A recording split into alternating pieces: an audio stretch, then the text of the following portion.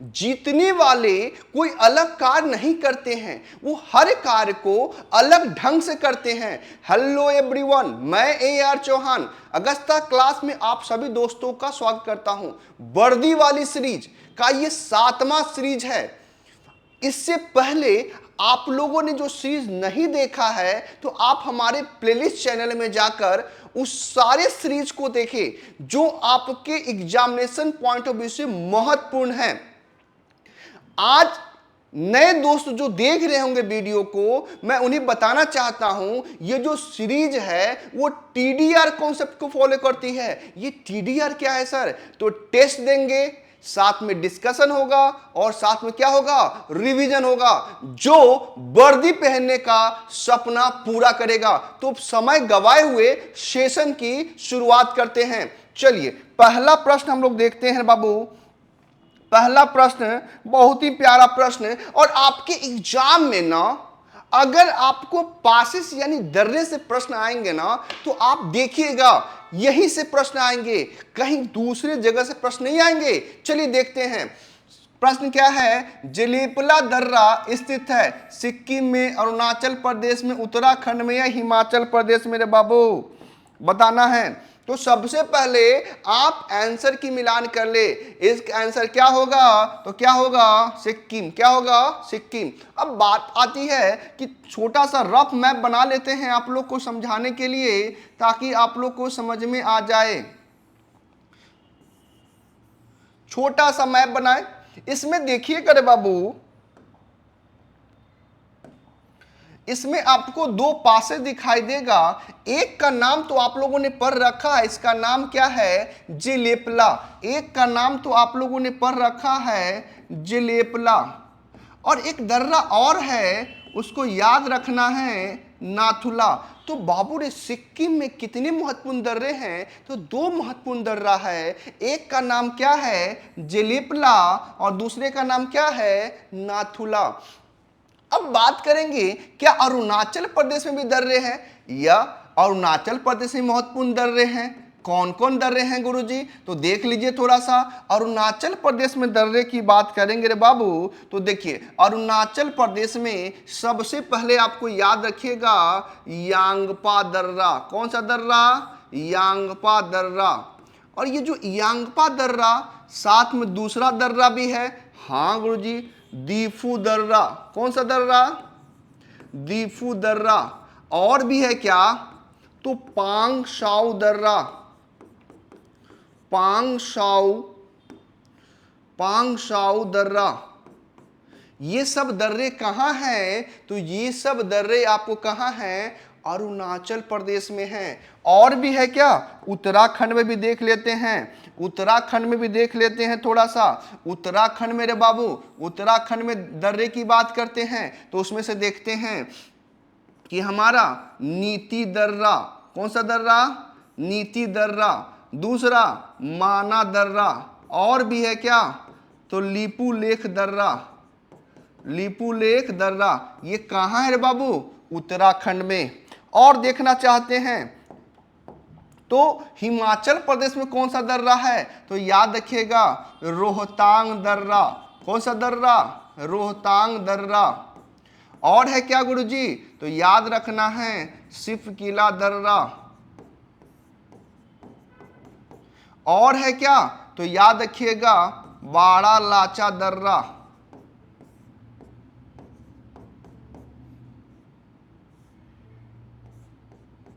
ठीक है, बाड़ा लाचा दर्रा। तो यहां देखिएगा आप लोग, हमने एक प्रश्न से अगर आप पहले से पढ़ रखा है तो बहुत अच्छी बात है।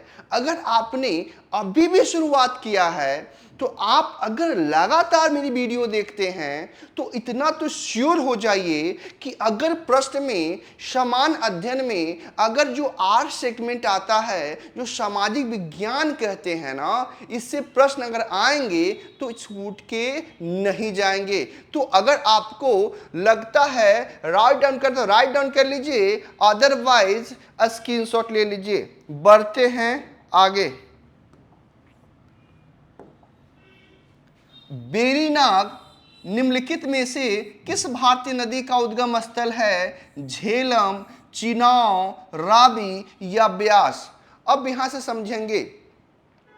तो सबसे पहले इसका आंसर हम लोग देखते हैं कि बेरीनाग से बाबू कौन सा नदी का उद्गम होता है? तो वो नदी कौन सा है? झेलम। कौन सा है? झेलम। अब थोड़ा सा हम लोग मैप बनाएंगे, क्योंकि हम बार बार कहते हैं कि जब भी आप ज्योग्राफी का सेगमेंट पढ़े या हिस्ट्री पढ़े या कोई भी पॉलिटी पढ़े, आप माइंड में इमेज बनाएं। यानी कि अगर कोई भी प्रश्नों को माइंड में मंथन करना स्टार्ट करेंगे तो आपको आने वाले दिनों में वो सब कॉन्सेप्ट माइंड में क्या होगा?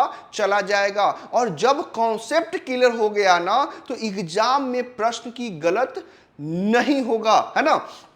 तो सबसे पहले झेलम नदी रे बाबू यहां पर याद रखना है। झेलम नदी रे बाबू, झेलम नदी का उद्गम जो है एक आपका जगह है, उसका नाम क्या है? बेरीनाग। क्या नाम है? बेरीनाग। ये बेरीनाग क्या है? तो ये झील है। क्या है? बेरीनाग झील है। इस बेरीनाग झील से एक नदी निकल रही है, उस नदी का नाम रे बाबू, उस नदी का नाम है झेलम। क्या नाम है? झेलम। अब बाबू याद रखना है, याद रखना है, यहां पर एक झील है, एक झील है, उसका नाम है बुल्लर झील। क्या नाम है? बुल्लर झील। अब ये जो बुल्लर झील है ना, कहाँ है रे बाबू? तो जम्मू एंड कश्मीर में। और भारत का सबसे बड़ा मीठे पानी का झील कौन सा है? तो बुल्लर झील। तो ये बुल्लर झील से होते हुए, है ना, भारत पाकिस्तान का सीमा बनाते हुए, क्या है, इधर आपका क्या हो गया? पाक, इधर अपना प्यारा भारत की सीमा बनाते हुए यह नदी अपना मुहाना रे बाबू, याद रखिए, जो मुहाना है वो किस नदी में बनाती है? तो चिनाव नदी बनाती है। किस नदी बनाती है? चिनाव नदी बनाती है। तो अब यहां से प्रश्न क्लियर होगा कि जितने भी झील है उसमें आपको पहले याद रखना है कि जम्मू कश्मीर में एक और झील याद रखिएगा, वो झील का नाम क्या है बाबू? डल झील। क्या नाम है? डल झील। तो कैसे याद रहेगा गुरुजी? तो याद रखिएगा, जम्मू कश्मीर को ना भारत का स्विट्जरलैंड कहा जाता है। क्या कहा जाता है? भारत का स्विट्जरलैंड कहा जाता है। अब यहां जाएंगे ना तो बहुत ठंड लगेगी, है ना, क्योंकि यहां पे हमेशा अगर शीत ऋतु में देखिएगा तो बर्फबारी होती रहती है ना। तो आप क्या करेंगे?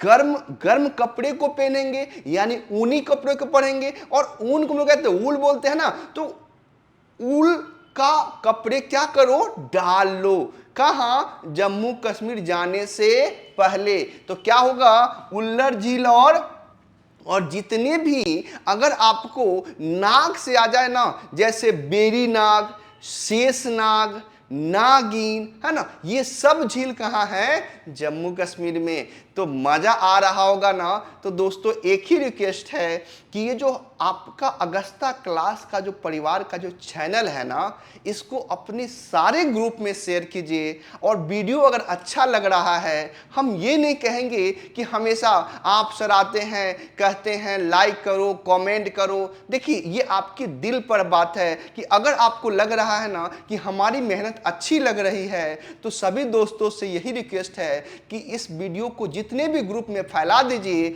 और लाइक सब्सक्राइब हम नहीं कहेंगे कहने के लिए, लेकिन कमेंट करिए। अगर लगेगा, अच्छा लगेगा ना, तो खुद ब खुद लाइक करेंगे, है ना। जब कभी आपको किसी से प्रेम हो जाता है तो क्या कहते हैं?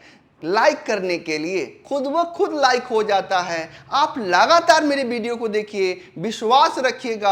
आपको पढ़ने से प्यार नहीं हुआ तो बताइएगा, मैंने पढ़ने का तरीका बदला है। क्योंकि अभी तक बच्चे जीएस में रट रहे थे, रट रट के अपना जो है ना, अपना सर को खपा रहे थे, सर को लगता है ब्लास्ट हो जाएगा। अभी भी देखिएगा बहुत सारे बच्चे बहुत सारी बुक को लेकर पढ़ पढ़ के माथा जो है इतना फोड़ लेंगे। और एग्जाम में क्या होता है कि उनका रिजल्ट नहीं आता है। इसका कारण यही है कि उन्होंने पढ़ा तो हर एक चीज है लेकिन उसको व्यवस्थित ढंग से नहीं रखा है, जिस कारण एग्जाम में जब प्रश्न जब पूछे जाते हैं और थोड़ा सा प्रश्नों को घुमाया जाता है तो वहां पर एक तरह से क्रिकेट की तरह देखिएगा वो बोल्ड होके चले आते हैं। तो आपको बोल्ड नहीं होना है, आप इधर उधर मत भटकिए, आप चैनल पे वीडियो लगातार देखते रहिए। हमारा पिछले जितने भी वीडियो हैं सीरीज में उसको जाके प्लेलिस्ट में जाके देखिए। विश्वास रखिए जब भी आप सीट मारेंगे ना आपको हर सीट में प्रश्न की प्रवृत्ति आपको मिलेगा और मिलेगा तो छूटेगा भी नहीं, जो आपको वर्दी पहनने में महत्वपूर्ण साबित होगा। तो देखिएगा इसका आंसर क्या हो गया, झेलम। चलिए आगे बढ़ते हैं। जेमू ग्लेशियर किस राज्य में है? जम्मू कश्मीर, हिमाचल प्रदेश, उत्तराखंड, सिक्किम। तो पहले हम लोग इसका आंसर को मिलान कर लीजिए। इसका आंसर क्या होगा रे बाबू? तो सिक्किम। क्या होगा? सिक्किम। अब थोड़ा सा भारत का मैप की बात ही करते हैं। तो प्रश्न जो है आपका संयोग से, तो आप देखिएगा कि यहाँ पर रे बाबू, यहाँ पर आपको दिखाई दे रहा होगा सिक्किम, और यहीं पर रे बाबू एक बात याद रखिएगा कि भारतीय अधिकृत क्षेत्र में सबसे ऊंचा चोटी कौन सा है? कंचनजंगा। क्या है? कंचनजंगा। और ये कहाँ है रे बाबू? सिक्किम में। और यहीं पर देखिएगा एक झील है रे बाबू, उसका नाम क्या है? उसका नाम है चोलामू झील। क्या नाम है? चोलामू झील। अब यहीं पर बाबू ध्यान दीजिएगा, यहीं पर झील के पास में ही एक देखिएगा एक ग्लेशियर है बाबू है। क्या है? ग्लेशियर है। क्या है? ग्लेशियर है। ये जो ग्लेशियर है ना बाबू, इसी ग्लेशियर को क्या बोलते हैं? जेमू ग्लेशियर। क्या बोलते हैं? जेमू ग्लेशियर। तो अगर आप यहां से प्रश्नों को देखेंगे, इससे पहले भी मैंने बता दिया कि यहां पर बाबू दो दर्रे भी दिखाई देंगे। एक दर्रा आपको मैंने बताया था जलेपला है और दूसरा दर्रा बताया था नाथुला है। तो जब भी आप प्रश्नों को देखें ना तो लिंक करने का प्रयास करें। एक प्रश्न चाहेंगे ना तो अनगिनत प्रश्न बना सकते हैं, और जिस दिन आप लिंक करने का कर लिए ना तो फिर जीएस में तो भैया आपसे कोई हाथ मिलान में नहीं आएगा। और साथ में ये जो वर्दी है ना आपके लिए डबल स्टार तक पहुंचा देगा। ये सिंगल केवल वर्दी नहीं, डबल स्टार वर्दी तक पहुंचाएगा। तो यहां पर आपको आंसर मिल गया होगा। क्या होगा रे बाबू? सिक्किम। तो सिक्किम में क्या देखा आपने? चोलामू झील कहाँ है रे बाबू? सिक्किम में। जेमू ग्लेशियर कहाँ है बाबू? सिक्किम में। जलेपला दर्रा कहाँ है? सिक्किम में। नाथुला दर्रा कहाँ है? सिक्किम में। भारत की सबसे ऊंची चोटी हाँ कौन सा है भारतीय अधिकृत क्षेत्र में? कंचनजंगा। लेकिन अगर प्रश्न कर दिया भारत की सबसे ऊंची चोटी, तो आप यहां देखेंगे रे बाबू, भारत की सबसे ऊंची चोटी तो आप यहां देखेंगे एक काराकोरम सीरीज है, और यहीं पर बोलेंगे K2। क्या बोलेंगे? K2 क्यों रखा गया सर? तो यहाँ K फॉर कंचनजंगा, तो याद रखने के लिए क्या हो जाएगा? K2। तो भारतीय अधिकृत क्षेत्र में इसे गॉडविन ऑस्टिन कहा जाता है। और कौन सा श्रेणी में है बाबू? तो ये काराकोरम। क्या है? तो इसी को ट्रांस हिमालय भी कहते हैं। क्या कहते हैं? ट्रांस हिमालय। कौन कौन श्रेणी है गुरुजी? तो ये हमारा हो गया काराकोरम, ये हमारा हो गया लद्दाख, और ये हमारा हो गया जास्कर, है ना। तो अगर आप चाहते हैं तो राइट डाउन करना तो राइट डाउन कर लीजिए, अदरवाइज स्क्रीनशॉट लेते चलिए। आगे बढ़ते हैं। भारत की सबसे पुरानी पर्वत श्रृंखला कौन सी है? वेस्टर्न घाट, अरावली, हिमालय या सतपुड़ा? हम छोटा सा देखिए बाबू, छोटा सा बार बार कहते हैं मैप का ही प्रयोग करें। तो इसमें देखिएगा रे बाबू, यहां पर देखिएगा थोड़ा सा एक पर्वत श्रृंखला है, उसका नाम है अरावली रेंज। क्या नाम है? अरावली पर्वत। क्या नाम है? अरावली पर्वत। अब ये जो अरावली पर्वत है ना बाबू, दिल्ली से लेकर, कहां से लेकर, दिल्ली राजस्थान, पहले राजस्थान से लेकर क्या बोलेंगे, दिल्ली, या दिल्ली से लेकर क्या बोल सकते हैं, राजस्थान तक लगभग 800 किलोमीटर फैला है। कितना, लगभग 800 किलोमीटर में फैला है। बात करेंगे इसकी सबसे ऊंची चोटी, एक पिक है, highest peak of Aravalli range की बात करेंगे, उसका नाम है रे बाबू, याद रखना है, गुरु शिखर। क्या नाम है, गुरु शिखर। ये जो गुरु शिखर है ना बाबू, ये गुरु शिखर की बात करेंगे, इसकी ऊंचाई कितना है रे बाबू, 1722 मीटर। अब सवाल आएगा कि गुरु शिखर कहाँ पे है, तो यहाँ पर है ना बाबू, यहाँ पर है बाबू माउंट आबू। क्या है, माउंट आबू पर्वत श्रृंखला। क्या है, माउंट आबू पर्वत श्रृंखला पर है ना। तो आपको सबसे पहले पता चला कि सबसे पुरानी पर्वत श्रृंखला कौन सी है बाबू, तो कौन सा है, अरावली। ये विश्व की प्राचीनतम श्रृंखलाओं में से क्या है, एक है। इसे रेसिड्यूअल माउंटेन भी कहते हैं, यानी कि अवशिष्ट पर्वत भी इसे कहते हैं। ठीक है ना। ये भारत में सबसे क्या है, प्राचीनतम श्रृंखलाओं में से एक है। और इसी श्रृंखला का दिल्ली में जो है एक रायसीना हिल है, और इसी रायसीना हिल पर याद रखना है, यहां पर बात करेंगे रायसीना हिल, रायसीना हिल, रायसीना हिल के बारे में बात करेंगे रे बाबू। इसी पर राष्ट्रपति भवन का निवास स्थान है, राष्ट्रपति भवन का निवास स्थान कहाँ है रे बाबू, रायसीना हिल पर। तो अगर देख रहे हैं कैसे प्रश्नों को लिंक कर रहे हैं, आप लोग भी इसी ढंग से कोशिश कीजिए, जो भी प्रश्न को पढ़े ना उसको इसी ढंग से लिंक करने का, ताकि आपका एग्जामिनेशन में अगर कोई भी सेगमेंट आए तो वो छूट के नहीं जाए। तो इसका आंसर आप लोग को मिल गया होगा कि सबसे ये गुरु शिखर, अरावली पर्वत है ना। चलिए आगे बढ़ते हैं बाबू।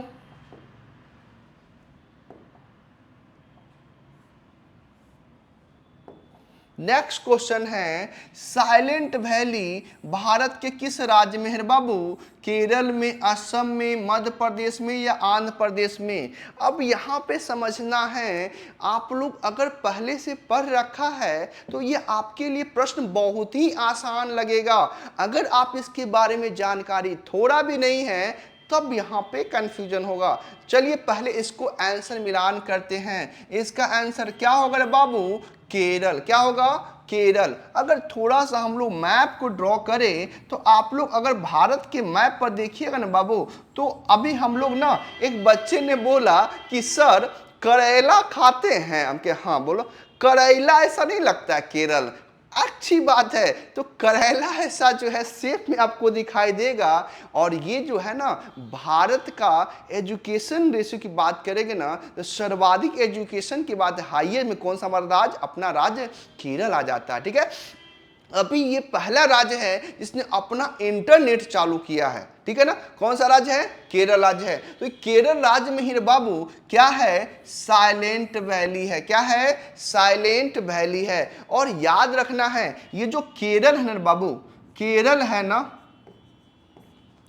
केरल के जो तट है ना, ये क्या है, ये जो तट है ना, इस तट को नाम क्या है रे बाबू, तो याद रखना है मालाबार तट। क्या है, मालाबार तट। तो क्वेश्चन बोलेगा कि मालाबार तट कहाँ है बाबू, तो कहाँ है, तो याद रखना है केरल में। और यहीं पर बाबू एक याद रखिएगा, मोपला विद्रोह। क्या हुआ था, मोपला विद्रोह। याद रखिएगा, मोपला विद्रोह कहाँ हुआ था रे बाबू, तो केरल के तट पर। और कब हुआ है, 1921 ईस्वी में। इतनी बार पूछा गया है कि हम बता नहीं सकते हैं। देखिएगा, तो क्या मैंने बताया कि मोपला विद्रोह कहाँ हुआ रे बाबू, तो केरल के मालाबार तट। मालाबार तट किसको कहते हैं बाबू, तो केरल के तट पर। और सबसे पहले दक्षिण पश्चिम मानसून से वर्षा भी सबसे ज्यादा जो है, वर्षा की बात करेंगे तो वो भी कहाँ होता है, केरल के तट पर। तो आंसर मिल गया होगा। आगे बढ़ते हैं।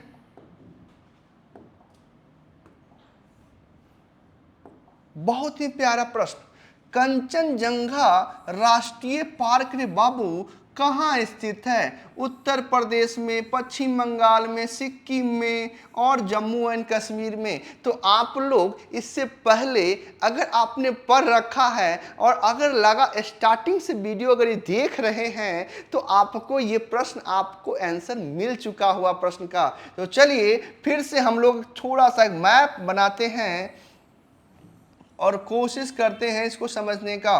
तो हमने बताया कि एक नेशनल पार्क है रे बाबू, उस नेशनल पार्क का नाम क्या है, कंचनजंगा। तो सबसे पहले मैंने बताया कि कंचनजंगा भारतीय के क्षेत्र में हाईएस्ट पीक ऑफ इंडिया, यानी कि जो भारत का जो अपना क्षेत्र है ना, इस क्षेत्र में सबसे ऊंचा चोटी कौन सा है, कंचनजंगा का। और यही कंचनजंगा नेशनल पार्क भी है, कंचनजंगा नेशनल पार्क भी है, जो यूनेस्को के द्वारा विश्व विरासत सूची में क्या किया गया है, शामिल भी किया गया है। तो ये कंचनजंगा कहाँ है बाबू, तो याद रखना है कहाँ है, सिक्किम में। तो अब बात करेंगे कि और भी कोई पार्क है क्या, तो हर पार्क के बारे में सीखेंगे।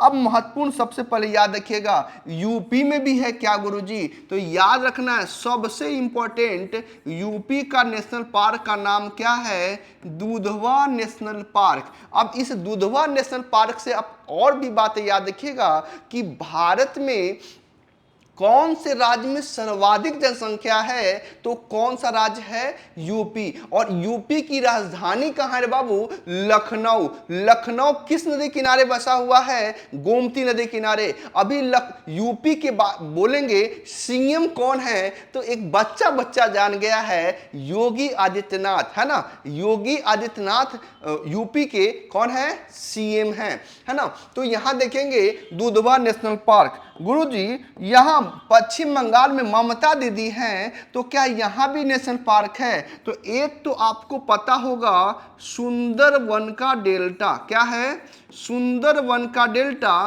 तो एक सुंदरवन नेशनल पार्क है। और एक और पार्क याद रखिएगा, बुक्सा, क्या नाम है, बहुत बार आपके एग्जाम पूछा है कि बुक्सा नेशनल पार्क कहाँ है बाबू, तो आप कहेंगे पश्चिम बंगाल में। गुरुजी जम्मू कश्मीर के बारे में कुछ बता दीजिए, तो जम्मू कश्मीर बाबू नेशनल पार्क है, कौन सा बाबू, तो किश्तवाड़, क्या नाम है, किश्तवाड़ नेशनल पार्क। और क्या है गुरुजी, दाचीगम। और भी है क्या गुरुजी, हाँ और भी है, सलीम अली, सलीम, इसको सिटी फॉरेस्ट भी कहते हैं, नया नाम क्या हो गया है, सिटी फॉरेस्ट, ठीक है, नया नाम क्या हो गया है, सिटी फॉरेस्ट। तो आपको याद हो गया होगा कि ये तीनों रे बाबू जो है, तीनों रे बाबू जो है याद रखना है, ये तीनों Kishtwar national park, Dachigam national park और सलीम अली नेशनल पार्क रे बाबू कहाँ है रे बाबू, तो ये कहाँ है, जम्मू कश्मीर में। अब कैसे याद रहेगा, तो देखिएगा ना कि भारत और पाकिस्तान के बीच में एक एग्रीमेंट हुआ है, नो सीज फायर।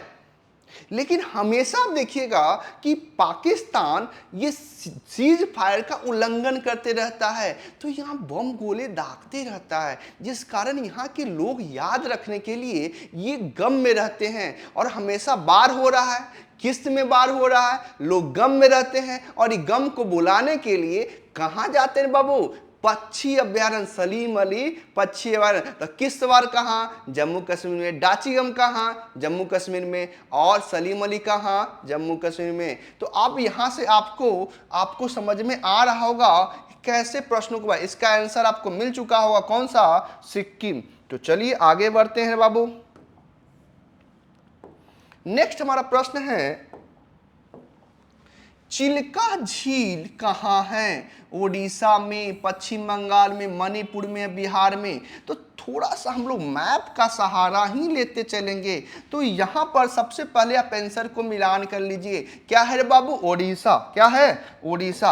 अब यहाँ देखिएगा, यहाँ पर एक राज्य आपको दिखाई देगा, वो राज्य है ओडिशा। और यहीं पर इसके तट के किनारे रे बाबू देखिएगा कि एक झील दिखाई देगा, उसका नाम क्या है रे बाबू? उसका नाम है चिल्का झील। क्या नाम है?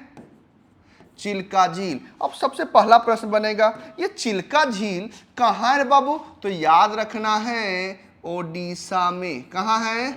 ओडिशा में। और उड़ीसा के वर्तमान में सीएम कौन है रे बाबू? तो नवीन पटनायक, है ना। साथ में याद रखिएगा कि ये जो ओडिशा है ना, ओडिशा में एक नदी बहती है, वो महत्वपूर्ण नदी का नाम याद रखिएगा। उसका नाम क्या है गुरुजी? बता दीजिए, उसका नाम क्या है? ओडिशा में जो बहती है उसका नाम है महानदी। क्या नाम है? नदी भी कैसा? महानदी। क्या है? महानदी। और ये महानदी पर ही रे बाबू बात करेंगे कि भारत का सबसे लंबा बांध रे बाबू, सबसे लंबा बांध का नाम क्या है? हीराकुंड बांध। क्या है? हीराकुंड बांध। और बताए थे रे बाबू कितना मीटर? 4801 मीटर लंबा। तो भारत का सबसे लंबा बांध, भारत का सबसे लंबा बांध कौन सा रे बाबू? हीराकुंड बांध। कौन सा है? हीराकुंड बांध। तो आप लोग को पता चल गया होगा कि भारत का सबसे बड़ा लैगून झील कौन सा है?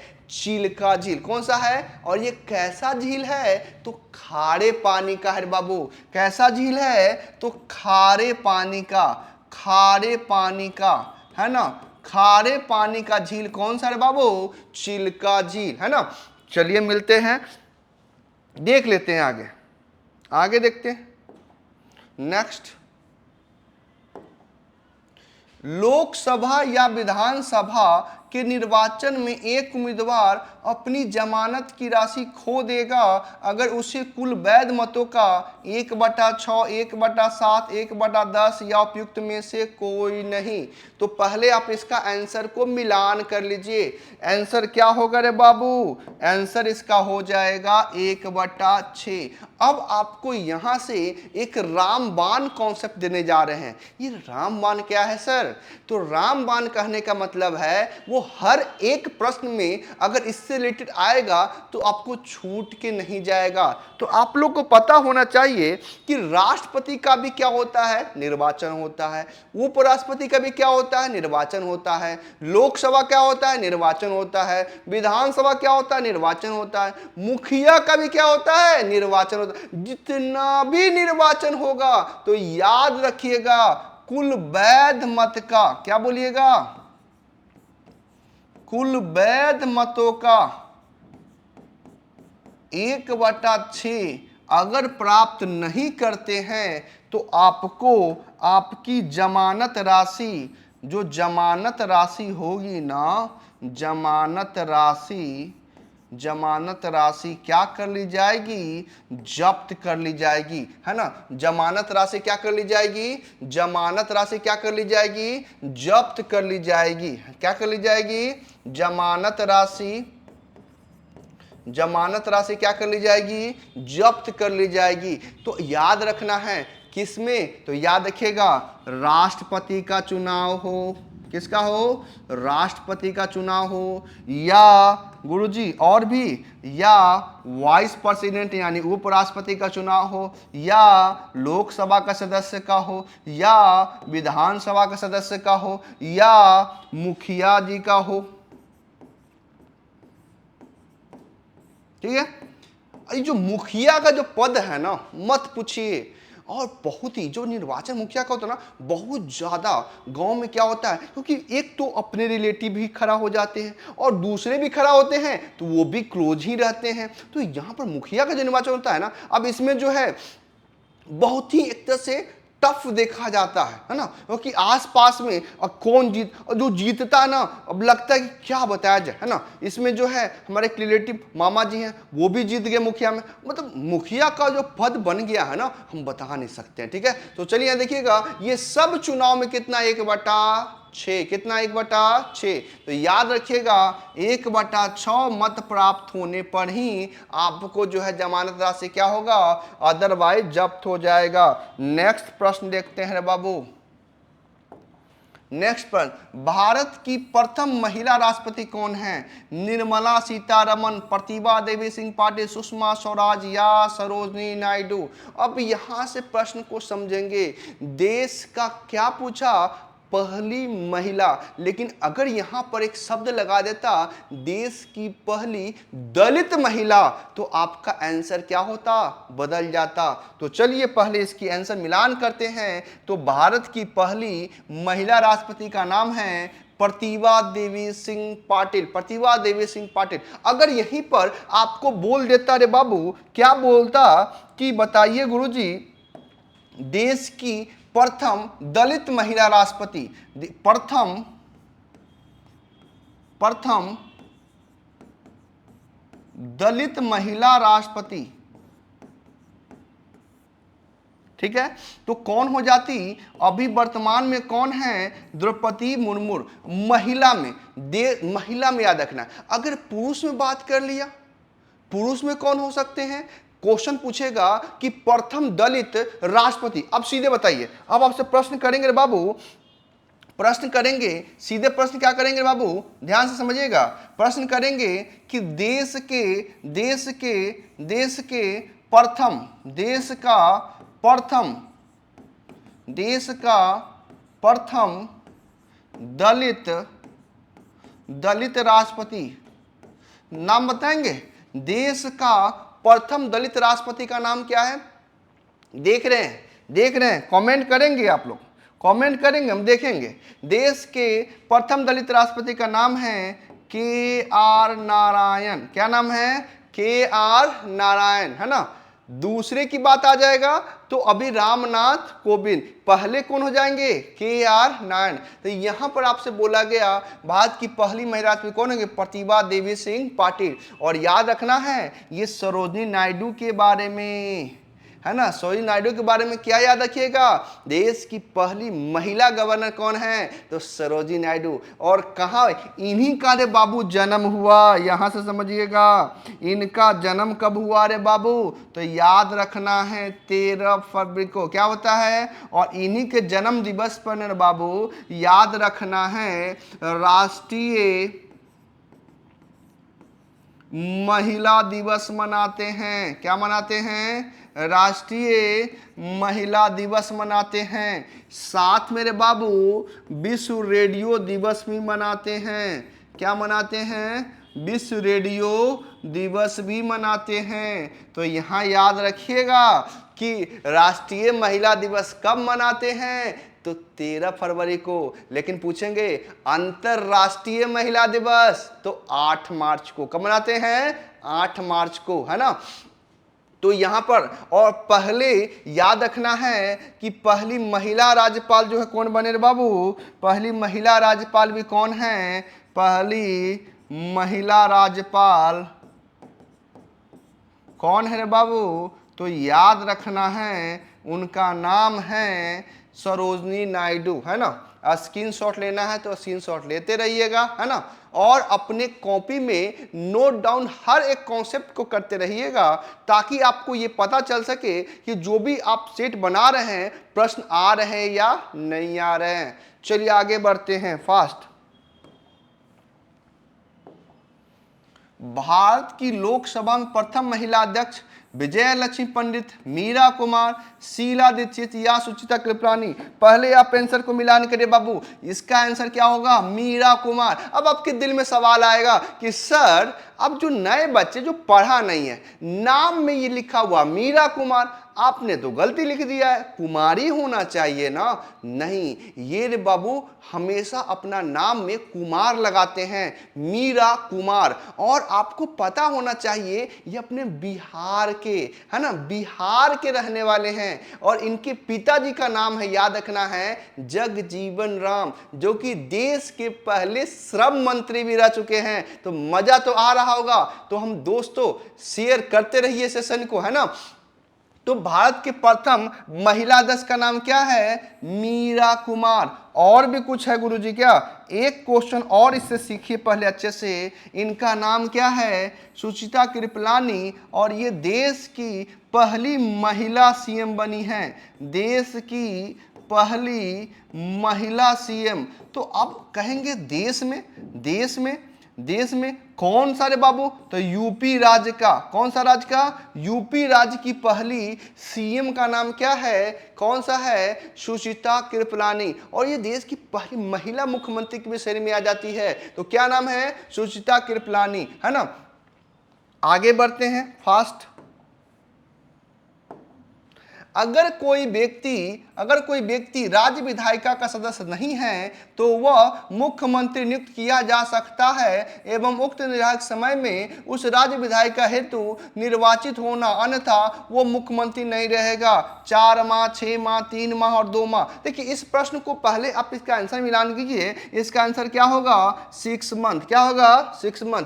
अब देखिए अगर बाबू यहाँ पर कि हाल में जो पश्चिम बंगाल में जो इलेक्शन हुआ विधानसभा का, इसमें ममता बनर्जी की पार्टी तो बहुमत से जीत गई, लेकिन ममता दीदी ही हार गई, है ना। तो अब सवाल आएगा वहां पर तो सर विधान परिषद तो है नहीं, तो फिर ये कैसे ममता दीदी इतने समय तक सीएम है? तो यहां पर कॉन्सेप्ट को समझ लीजिए कि कोई भी व्यक्ति जो है, कोई व्यक्ति को मंत्री बना जा सकता है, किंतु 6 माह के भीतर विधानमंडल में विधानसभा या विधान परिषद की सदस्यता लेना क्या है? अनिवार्य है। तो यहां पर विधानसभा है पश्चिम बंगाल में, तो पश्चिम बंगाल विधानसभा है, तो वहां पर 2 मेंबर जो थे वो लोकसभा से भी जीत गए थे और विधानसभा जीत गए थे, तो उनको एक ही सीट रखना था। तो फिर उन लोगों को जब रिजाइन दिया तो उसके बाद वहां फिर इलेक्शन हुआ और उस पर ममता दीदी जीत गए,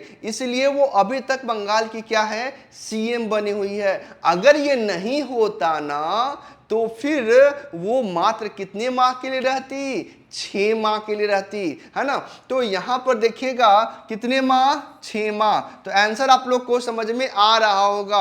अब एक बच्चे ने बोला कि देखिए ना सर, एक बुआ वो है, कौन बाबू? तो बोला मायावती का नाम सुने? समझे? हाँ एकदम सुने हैं, वो यूपी की पहली महिला दलित सीएम है। हाँ एकदम सही है। और एक तो आप ममता बनर्जी का, वो लोग देखिए ना सर अपने भतीजे को क्या क्या नहीं दी, है ना। और एक हमारी बुआ है, वो कभी आती है तो 10 रुपया मांगते हैं तो उसके लिए भी सोचने लगती है। तो एक बुआ वो है और एक बुआ, अरे बाबू सबका समय समय की बात होती है, उस पर नहीं जाना है। सबसे बड़ा पैसा नहीं प्रेम होता है, कितना प्यार करती है ना बुआ, वो आपको मायने रखता है। और पैसा होगा अगर बुआ के पास तो हर बुआ अपने भतीजे को पैसा देती है। ऐसा नहीं है कि केवल वही अपने बच्चे को, भतीजे को दिए हैं, आपकी भी बुआ आपको पैसा अगर होगा तो वो भी देंगी, है ना। तो चलिए, तो इसका आंसर आप लोग को मिल गया होगा। आगे बढ़ते हैं तेजी में। कितने सदस्य राज्यपाल द्वारा विधान परिषद के लिए नामित किए जाते हैं? 1/3, 1/12, 1/4 और 1/6। याद रखिएगा बाबू, यहां पर प्रश्न को याद रखना है। कितने सदस्य रे बाबू? 1/6। लेकिन यहां पर ध्यान रखिएगा, यहां पर क्या ध्यान रखिएगा? 1/6 नहीं देके बोलेगा शेष सदस्य। तो बाकी क्या है? तो यहां पर एक आया सबसे पहले विधान परिषद। तो भारत में रे बाबू याद रखिएगा कुल कितने राज्य हैं रे बाबू? तो कुल राज्य की संख्या है 28। और यूटी कितने हैं गुरुजी? तो यूटी है रे बाबू 8। तो इसमें से कुल कितने राज्यों विधान परिषद है? तो पहले छोटा सा एक मैप हम लोग बना के देखेंगे और साथ में आप लोग कोशिश करेंगे कि कितने राज्यों में हैं, ठीक है। छोटा सा एक मैप बनाने की कोशिश कर रहे हैं।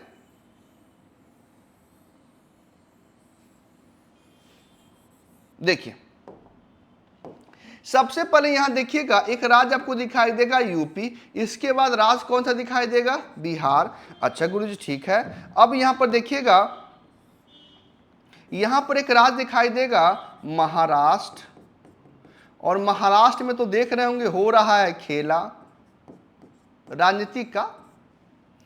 फिर अगर आप देखिएगा यहां पर बाबू दिखाई देगा, यहां पर दिखाई देगा आंध्र प्रदेश, और यहां पर दिखाई देगा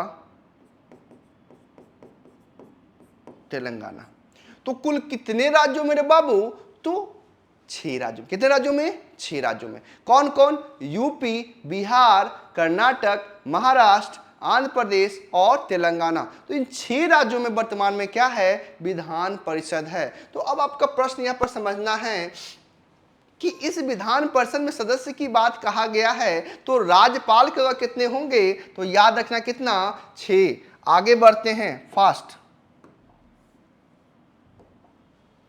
नए राजनीतिक दलों की अनुमति देने का कार्य कौन करता है, चुनाव आयोग, उच्चतम न्यायालय, राष्ट्रपति या स्पीकर। फास्ट इसका मिलान कर लेंगे रे बाबू। पहले आंसर कौन करता है, इलेक्शन कमीशन। चुनाव आयोग के द्वारा जितने भी आप देखते हैं ना, झाड़ू छाप मिला है ना, किसी को कमल छाप मिला, किसी को पंजा छाप मिला, ये देने का भी कार्य कौन करता है बाबू, तो याद रखना है इलेक्शन कमीशन। निर्वाचन करवाने का काम कौन करता है, इलेक्शन कमीशन, है ना। तो याद रखना है कि दल को भी अनुमति देने का काम कौन करता है, इलेक्शन कमीशन, है ना। आगे बढ़ते हैं। भारत में प्रथम आम चुनाव कब हुए थे, 47, 52, 54 और। अब यहां पर बाबू याद रखिएगा कि इसका आंसर पहले मिलान कर लीजिए, आंसर पहले मिलान कर लीजिए। आंसर कहाँ है बाबू, 1952। याद रखना है पहली बार भारत में आम चुनाव कब हुआ था, 1951 और 52 में, यानी कि अक्टूबर से लेके फेब तक हुआ था, फरवरी तक हुआ था। तो आप 51, 52, तो यहाँ पर ऑप्शन क्या है गुरुजी, यहाँ पर है 52। क्या है, 52। और भी कुछ घटना हुआ तो याद रखिएगा, भारत में पहली बार आम चुनाव यानी प्रथम आम चुनाव। अब एक बच्चे ने पूछा कि सर ये क्या है, आम का भी कोई चुनाव होता है क्या। तो लोकसभा का नाम जानते हैं ना, लोकसभा का जो चुनाव होता है ना, उसको किस नाम से लोग जानते हैं, लोकसभा का आम चुनाव, है ना। आम चुनाव का मतलब आप जो अभी खा रहे होंगे ना, मालदा आम, बम्बई आम, बहुत सारा आम की वैरायटी है।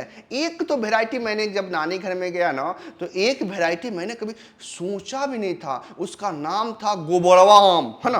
गोबर की तरह बड़ा बड़ा। हम पहली बार दंग रह गए कि इतना बड़ा बड़ा आम भी है और नाम भी क्या है, गोबर, है ना। तो खैर अलग अलग वैरायटी का आम भी होता है। जिसका आंसर आपको मिल गया होगा। नेक्स्ट क्वेश्चन है बाबू, नो भारतीय संविधान कौन सा प्रावधान दल विरोधी संबंधित रखता है, अनुच्छेद 105, 10वीं, 8वीं और इनमें से कोई नहीं रे बाबू। तो सबसे पहले इसका आंसर मिलान कर लीजिए रे बाबू। इसका आंसर क्या हो जाएगा, दल बदल 10वीं अनुसूची। अगर एग्जाम में कंफ्यूजन होगा तो एक गाना याद आ रखिएगा, 10 बहाने करके ले गया दिल, तो 10 दल और 10 बदल, दल बदल। तो 10वीं अनुसूची में क्या है बाबू, दल बदल। क्या है, इसे कब जोड़ा गया, तो याद रखिएगा बाबू, इसे जोड़ा गया है 52वां संविधान संशोधन अधिनियम 1985 में। इस समय किसकी सरकार थी गुरुजी, इस समय सरकार थी राजीव गांधी की। किसकी सरकार थी, राजीव गांधी की। और इन्हें क्या जोड़ा गया, दल बदल।